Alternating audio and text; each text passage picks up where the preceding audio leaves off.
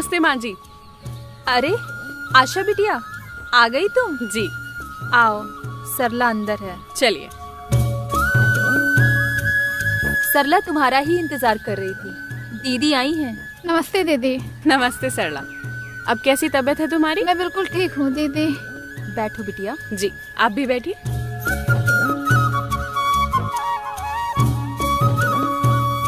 देखो, अब तुम्हारी गर्भावस्था का 8वां महीना शुरू हो गया है और जल्द ही तुम खुशखबरी भी देने वाली हो। तो मैंने सोचा क्यों ना आज आप सबसे मिलकर चर्चा कर लूं कि जन्म के तुरंत बाद हम नवजात शिशु की देखभाल कैसे करेंगे। आशा बिटिया, जन्म के तुरंत बाद कुछ खास करना होगा क्या?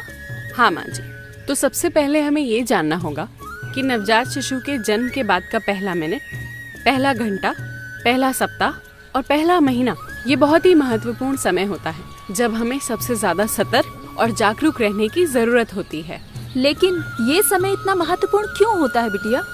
माँ जी, यही वो समय है जब नवजात शिशु अपने आसपास के माहौल के अनुसार खुद को ढालने का प्रयास कर रहा होता है और इस समय उसकी प्रतिरोधक क्षमता बहुत कम होती है। ऐसे में उसमें खतरे की लक्षण होने की संभावना सबसे ज्यादा होती है। इसलिए यही वो समय होता है जब हमें सतर्क और जागरूक होकर नवजात शिशु की देखभाल करनी होती है। समझ गई बिटिया। लेकिन ये बताओ कि बच्चे के जन्म के तुरंत बाद हमें और कौन कौन सी बातों का ध्यान रखना चाहिए? अम्मा, बहुत अच्छा सवाल किया आपने। बच्चे के जन्म के तुरंत बाद हमें सबसे पहले ये 3 महत्वपूर्ण काम करना बहुत जरूरी है।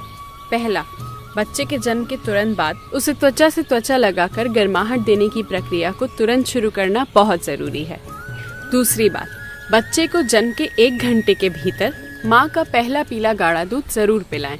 नवजात को शहद या गुड़ का पानी बिल्कुल न चटाएं।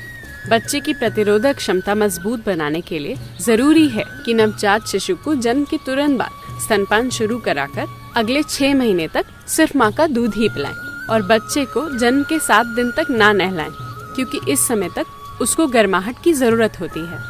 इसलिए नवजात शिशु के जन्म के तुरंत बाद उसके सिर और पैरों को ढक कर रखना चाहिए ताकि उसे गर्माहट मिलती रहे। साथ ही ध्यान रखें कि बच्चे की नाल पर कुछ भी ना लगाएं और ना ही उसे छुएं। कई लोग बच्चे की नाल पर हल्दी वगैरह लगा देते हैं ताकि वो जल्दी सूख जाए, पर ये बच्चे के लिए नुकसानदायक है और इससे संक्रमण होने का खतरा भी बना रहता है। बच्चे की नाल कुछ दिनों में खुद ही सूखकर गिर जाती है। यदि बच्चे की नाल पर या उसके आसपास लालपन दिखे तो बिना देरी किए तुरंत पास के स्वास्थ्य केंद्र ले जाएं ताकि समय से सही जांच और इलाज हो सके। बच्चे की समय समय पर वजन की जांच करना भी बहुत जरूरी है ताकि उसके सही विकास के बारे में भी पता चलता रहे।